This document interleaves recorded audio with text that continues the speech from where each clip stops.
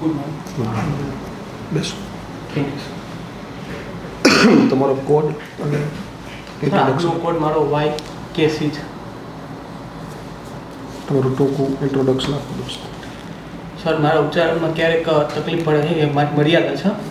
મેં મારું ગ્રેજ્યુએશન 2021માં જૂનાગઢ કૃષિ યુનિવર્સિટી ખાતે બીકેટ કમ્પ્લીટ કરેલ છે. ત્યારબાદ ક્રિકેટમાં વિવિધ વયસુધમાં મેં પ્રતિનિધિત્વ કરેલ છે. ત્યારબાદ મેં કોલેજ ત્યારમાં મારે ઇન્ટર યુનિવર્સિટીમાં 2 વખત નેતૃત્વ કરેલ છે અને SSC CGL અને VMCમાં જુનિયર કાલ તરીકે ઉત્તીર્ણ થયેલ છે. અત્યારે કોઈ જોબ ચાલુ છે તમારી? ના. તો તમે એવું કીધું કે CGL પાસ કરી છે, જુનિયર ક્લર્ક પાસ કરી છે, તો પછી જોબ સ્વીકારી નહોતી કે પછી? સર, SSC CGLમાં પાસ થયો હતો, તે મેં સ્વીકારી નથી. અને VMC જુનિયર ક્લર્કમાં એમાં જે નિમણૂક પત્ર બાકી છે. નિમણૂક પત્ર બાકી છે. ઓકે. તમારું ગ્રેજ્યુએશન શેમાં કીધું તમે દોસ્ત? Agriculture, BTech. પછી એગ્રીકલ્ચર વિશે કંઈ ના વિચાર્યું? ક્યારે કર્યું ગ્રેજ્યુએશન? ક્યારે પૂરું થયું? 2021. 2021માં. 21થી અત્યાર સુધી શું કરો છો? સ્પર્ધાત્મક પરીક્ષા તૈયારી કરું. ઓકે. તો એમાં એગ્રીકલ્ચર ફિલ્ડને લગતી કોઈ તૈયારીઓ નથી કરી તમે? હા વિશેષ સર, ગ્રામ સેવક કરેલ. ગ્રામ સેવક કરેલી. હા સર. ગુજરાતમાં કેટલી એગ્રીકલ્ચર યુનિવર્સિટી છે? સર, ત્યાં 4 બીજે પ્રાઇવેટ બીજો અલગ છે. આખું સરકારી ચાર કઈ કઈ છે? સર, જુનાગઢ કૃષિ યુનિવર્સિટી, દાંતીવાડા કૃષિ યુનિવર્સિટી, આણંદ અને નવસારી કૃષિ. CM 10 પોઈન્ટ્સ યોજના શું કહે છે? CM 10 પોઈન્ટ્સ યોજના છે જે ખાસ કરીને ટ્રાઇબલ લોકો માટે, એ શેના વિશે છે? એમાં કઈ કઈ જોગવાઈઓ છે? આદિવાસીને લગતી આજીવિકા શિક્ષણ માટે, હેલ્થને રિલેટેડ અને કૃષિને લગતી બાબત અલગ અલગ, એમાં સામાજિક આર્થિક ન્યાય મળે એ માટે સરકાર દ્વારા શરૂ કરવા. ઓકે. ભારતના બંધારણમાં આમના સામાજિક ન્યાય માટેનો કોઈ જોગવાઈ અનુચ્છેદ ખરો જે ખાસ કરીને સામાજિક ન્યાયની વાત કરતું હોય? સર, એના વિશે અત્યારે રિકોલ નથી કરી રહ્યો. તમે ભારતની જે કૃષિ છે એ અંગે કંઈ વિશેષ મંતવ્ય આપવું હોય તો આપણે કૃષિનું તારણ આપવું છે કે ભારતની અંદર જે ખેતી છે એને 4 જ વાક્યમાં રજૂ કરવી હોય તો શું કહેશો ભારતની ખેતી વિશે? એટલે સર, બીજા દેશ સાથે કમ્પેર કરીને કે ભારતની જ ભારતમાં ખેતી તમારું પોતાનું perspective. તમે ખેતીને ધ્યાનમાં લેવાની છે હા. અને તમારે કન્ક્લુડ કરવાનું છે ભારતની ખેતી વિશે. તમારે 4 વાક્ય કહેવાનું છે. 4 વાક્યમાં ભારતની ખેતીની બધી વાત કરી દેવાની. તો શું કહી શકાય ભારતની ખેતી વિશે? સર, ભારતમાં એક તો કૃષિ યાત્રિકરણ ઓછું છે બીજા દેશની કમ્પેરમાં. પછી એક ભારત એક કૃષિ પ્રધાન દેશ છે, તો એની સામે એની GDPમાં એનું ફાળો ઓછો છે. પછી ખેતીનું જે કહેવાય ઉત્પાદન એ ઓછી છે. કારણ કે કોઈ પણ દેશને કૃષિ પ્રધાન દેશ કહેવા માટે 2 ક્રાઇટેરિયા હોય. એક તો એના GDPમાં 50%થી વધારે કન્ટ્રીબ્યુશન એગ્રીકલ્ચર સેક્ટરનું હોય, અને બીજું એ દેશના એમ્પ્લોયમેન્ટની અંદર 50% એન્ગેજમેન્ટ કૃષિનું હોય. પણ ભારતમાં તો એવું છે ને, તો આપણે કઈ રીતે કહી શકીએ કે ભારત કૃષિ પ્રધાન દેશ છે? સર, રોજગારીના ક્ષેત્રમાં તો છે, જોવાયેલા છે. ઓકે. પણ GDPમાં નથી. ઓકે. તો GDP વધારવી હોય તો કૃષિને કેમ વધે છે? સર, GDP વધારવા માટે અત્યારે જો ક્લાઇમેટ ચેન્જનો પડકાર છે ને, એ કૃષિ માટે બહુ અત્યારે એક પડકાર બની રહ્યો છે. કારણ કે ક્લાઇમેટ ચેન્જ, વરસાદ આધારિત ખેતી હોય, સિંચાઈ આધારિત હોય તો એમાં વાંધો નથી, પણ વરસાદ આધારિત ખેતી એ ભારતમાં 61% જેટલું, તો એમાં ભારતમાં વરસાદનું હોતું નથી, એટલે પાક નિષ્ફળ થવાનો વધારે પ્રયત્ન. એટલે ખેડૂતો અત્યારે ખેતી છોડી અને બીજા સેવા ક્ષેત્ર અથવા ઉત્પાદન ક્ષેત્રોમાં જઈ રહ્યા છે. એને વધારવા માટે સર અલગ અલગ આપણે એવા સીડ ને એવું આપણે કરી શકીએ કે ગ્લોબલ વોર્મિંગ સામે એ પડકાર કરી શકીએ. એ માટે સરકાર અત્યારે એક યોજના બહાર પાડેલી છે. કઈ યોજના? સીડને રિલેટેડ યોજનાનું નામ શું છે? સર, યોજના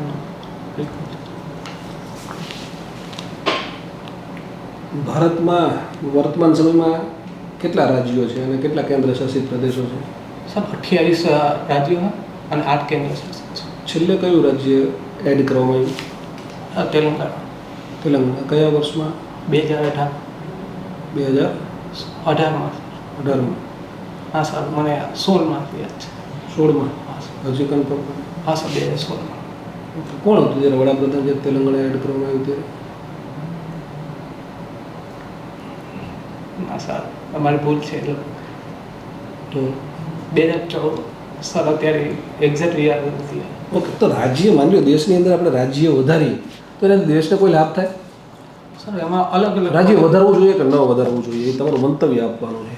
અને વધારવાથી શું લાભ થાય, શું નુકસાન થાય, વિગતવાર જણાવો. ઓકે સર, એમાં 2 પોઈન્ટ ઓફ વ્યૂ છે કે જો આપણે ગુજરાત અને મહારાષ્ટ્રની વાત કરીએ, જે અલગ રાજ્ય બનાવવાનું આવ્યું તો આપણે જ્યાં આપણે તો મારો પ્રશ્ન એવો છે રાજ્ય વધારવું જોઈએ કે નહીં, એટલે તમારે એનો કાં તો જવાબ હામાં આપવાનો છે કાં તો ના, અને એના શું નફા છે અને શું નુકસાન છે, આ સર એમાં આટલો જ જવાબ જોઈએ આપણે. સર એમાં 2 પોઈન્ટ ઓફ વ્યૂ છે, હા અને ના પણ કહી શકીએ છે.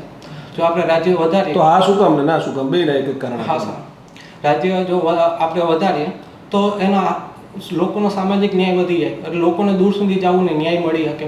પછી એમાં બજેટ અલગ અલોટ થાય છે, કોઈ એક વિસ્તાર કરતું બજેટ અલોટ ના થાય. જેમ કે આપણે મહારાષ્ટ્રનું રાજ્ય લઈએ તો વિદર્ભ એક પછાત એરિયો કહી શકે. જો એમાં 2 રાજ્ય થઈ શકે તો પછાત એરિયામાં વધારે ફંડ પોતાનું અલોટ થાય એટલે વધારે વિકાસ થાય. અને જો આપણે સર અને ના ઓછું એલોટ ન થાય એવું ન થાય, જરૂરી થોડું છે કે વધારે જ એલોટ થાય, ઓછું એલોટ થાય તો અત્યારે મળતું એના કરતાં ઓછું થઈ જાય તો ના સર, તો પોઈન્ટ ઓફ વ્યૂ જનરલ. પછી ના સર, એમાં જો આપણે નુકસાન શું હોય? નુકસાન સર તો આખું એક વહીવટી માળખું ઊભું કરવું પડે. એના માટે સર એક નવી રાજધાની બધું અલગ અલગ વિચાર કરીએ તો અત્યારે ઇન્ફ્રાસ્ટ્રક્ચર ને બધું ઊભું કરવું જોઈએ એટલે. ને સર એવું આંતર અને જો 2 રાજ્ય નવા બને તો એવું જરૂરી નથી રાજ્ય વચ્ચે સહયોગ વધે, ક્યાંક વિરુદ્ધ પણ જઈ શકે. ટીડીઓ એ જગ્યા છે ને માટે ઊભી કરેલી છે? ટીડીઓને સર આદિજાતિ વિકાસ માટે. હા, અનુસૂચિત જાતિ અને અનુસૂચિત જનજાતિ બંને વચ્ચે શું ફરક?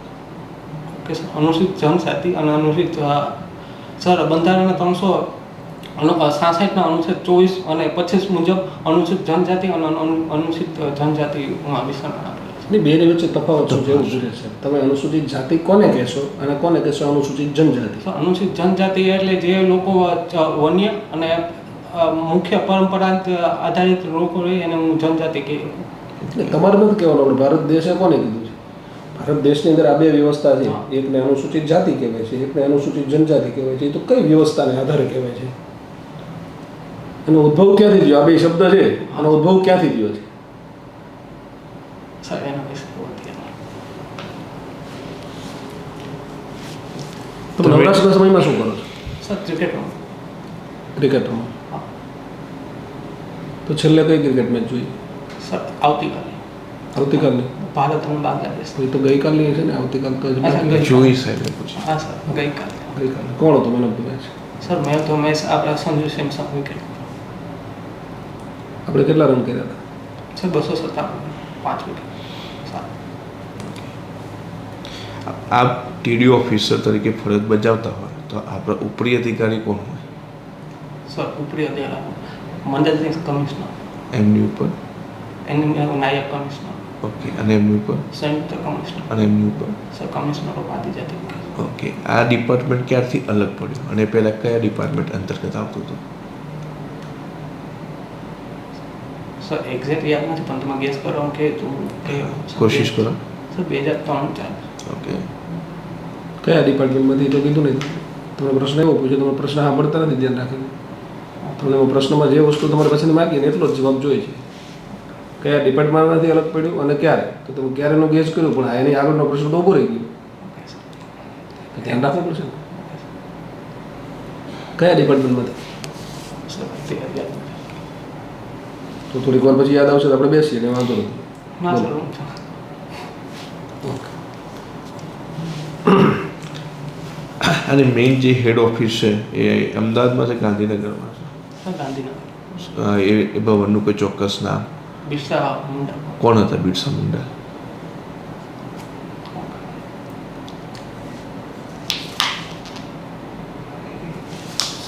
એના વિશે હું અત્યારે ઓકે,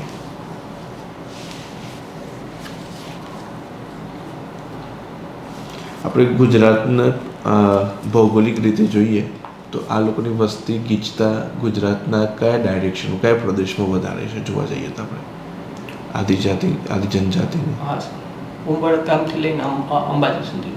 ઓકે, ઉમરગામ કયા જિલ્લામાં? ઉમરગામ સર માની લો ભારતની ક્રિકેટ ટીમ છે હા સર. એ ઇંગ્લેન્ડ રમવા જાય હા સર. તો મેચ સોમવારે હોય, સોમવારે અને 17મી તારીખે મેચ છે એમની ત્યાં, હા તો એ વહેલા જાય છે કે ઓન ટાઈમ જાય છે? સર. ઇંગ્લેન્ડ.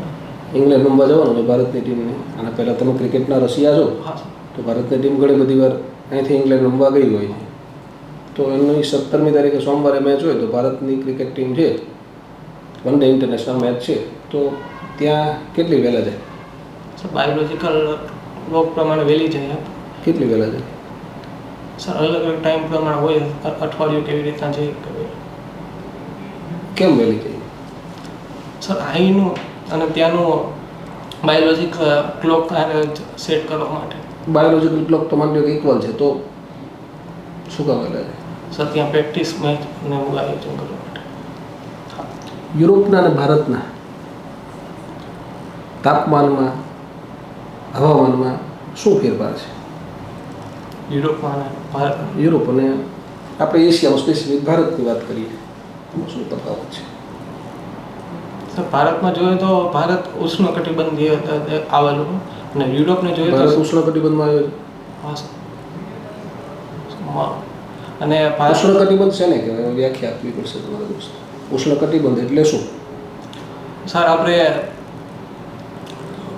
પૃથ્વીને આપણે અલગ અલગ કટિબંધમાં એટલે ઉષ્ણકટિબંધ ક્યાં આવે, મને લોકેશન સમજાવો. સર અક્ષાંશ અને રેખાંશમાં આપણે ડિવાઈડ કરેલ છે. હા, સો એમાં સર 0 થી 0 કટિબંધ છે એ અક્ષાંશને આધારે નક્કી થાય કે રેખાંશને આધારે? અક્ષાંશ કયા અક્ષાંશની વચ્ચે ઉષ્ણકટિબંધ કહેવાય, હવે એવું સમજો. સર 0 થી 30 0 થી 30 અક્ષાંશ.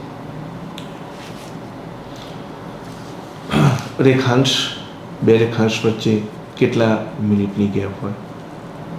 બે રેખાંશમાં છે. રેખાંશથી શું શું ડિસાઇડ થાય? જેમ તમે કીધું કે કટિબંધ અક્ષાંશથી ડિસાઇડ થાય, તો રેખાંશના આધારે શું ડિસાઇડ થાય? સર રેખાંશ આપણે સમય સર બે રેખાંશ વચ્ચે 4 મિનિટનો.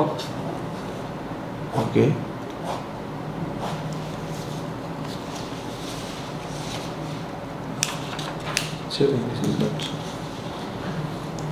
ઇન્ટરવ્યૂ પૂરું કરીએ તો થોડા સજેશન આપીએ દોસ્ત. શું નામ છે તમારું? દોડિયા ચિરા.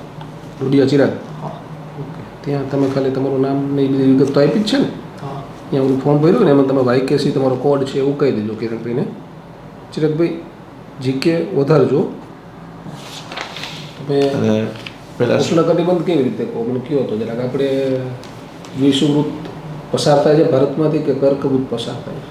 સર કર્કવૃત્ત પસાર થાય. પસાર થાય છે તો આપણે સમશીતોષ્ણ કટિબંધ. સર ઉષ્ણ ન લાગવું પડે. ઉષ્ણ એટલે તો જ્યાં ફૂલ ગરમી હોય એ લાગવું પડે. આપણે એમ સમશીતોષ્ણમાં ત્યાં ઠંડી વધારે હોય યુરોપની અંદર, એમને ગરમી આટલી હોય જ નહીં ક્યારે.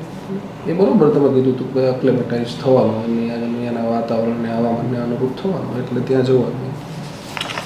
પણ ન ખબર હોય તો પછી છોડી દો ને. 18માંથી 16માં આવ્યા, અને 16માંથી પછી પાછા મેં પ્રાઇમ મિનિસ્ટર પૂછ્યા એટલે તમે 14માં આવ્યા. બોલો, તમને નથી ખબર એવું કે એક્ઝેક્ટ વર્ષ નથી ખબર. દરેક વસ્તુ ખબર હોય જરૂર અમુક નથી. થોડા વર્ષો પહેલાં થયું હતું પણ મને એક્ઝેક્ટ વર્ષ નથી યાદ આવતું, અને હું અત્યારે રિકોલ નથી કરી શકતો એવું નહીં કરું, મને ખ્યાલ નથી એવું કરું. કારણ કે તમે અત્યારે નથી કરી શકતા તો આવો એ પ્રશ્ન મજા આવે. તમારે મજાક કરવી હોય તો એવું કે કાલ 2 મિનિટ આપી, 2 મિનિટ પછી રિકોલ કરી શકતા હોય તેમ, અથવા થોડીક વાર બહાર બેસો યાદ કરીને આવો, એવું કહી શકે ને તમને. મને નથી ખ્યાલ છે એ સંદર્ભે હું જાણતો નથી, સોરી સર, મને ખ્યાલ નથી. અત્યારે રિકોલ નથી કરી શકતો એ જવાબ આમ ભલે બરોબર છે કે ક્યાંકથી તમે જાણ્યો તમે એવું કહો, પણ તો તમને સમય આપીશું. હાલ 5 મિનિટ પછી રિકોલ કરે. પછી આ પ્રશ્ન પૂરો થવા દો. સરે તમને પ્રશ્ન પૂછ્યું, આઈડિયા આવ્યો, વાક્ય પૂરું છે પહેલાં તમે જવાબ આપવાનું ચાલુ કરી દીધું, એટલે થોડું ઉતાર્યું લાગે. પહેલાં આખો પ્રશ્ન પૂરો થાય. તમને સૂચના જે આપવામાં આવે છે ને એટલે બહુ જ શાંતિથી સાંભળવાનું, અને પછી એ પ્રમાણે જવાબ આપવા. સાહેબે તમને પૂછ્યું કે કયા ડિપાર્ટમેન્ટમાંથી અલગ થયું અને ક્યારે, એટલે તમારા પાસે પ્રશ્ન કેટલા આવ્યા, પ્રશ્ન છે કેટલી જગ્યાએ? 2 જગ્યાએ. તો તમારા જવાબ કેટલા આવવા જોઈએ? 2. પહેલાં એ 2 જગ્યાએ જ આવો. એ સિક્વન્સમાં આપો. તો મેં તમને પૂછ્યું કે કયા ડિપાર્ટમેન્ટમાંથી અને ક્યારે, તો તમારે પહેલાં ડિપાર્ટમેન્ટનું નામ બોલવાનું, પછી ક્યારે. એ બધા તમને ત્યાં ઇમ્પ્રેસિવ તમારો જવાબ લાગશે. તો આપણે ઓફિસર બનવા જવું છે ને, તો પછી તમારો એટીટ્યુડ ઓફિસર અને જેવો હોય, તમારા જવાબ ઓફિસર જેવો હોવા જોઈએ. મેં તમને જે પ્રશ્ન પૂછ્યો આના માટેનો, એ તો સૌથી વેરી બેઝિક આનું નોલેજ કહેવાય. અનુચ્છેદ 17 છે જે આપણા અસ્પૃશ્યતાની નાબૂદી, બધું આવડતું હોય ને આવડતું હોય ના ચાલે. સૌથી બેઝિક એનાથી જ આ બધી વસ્તુની રચના થઈ છે. એનું બીજ જ એ છે, આર્ટિકલ જ એ છે.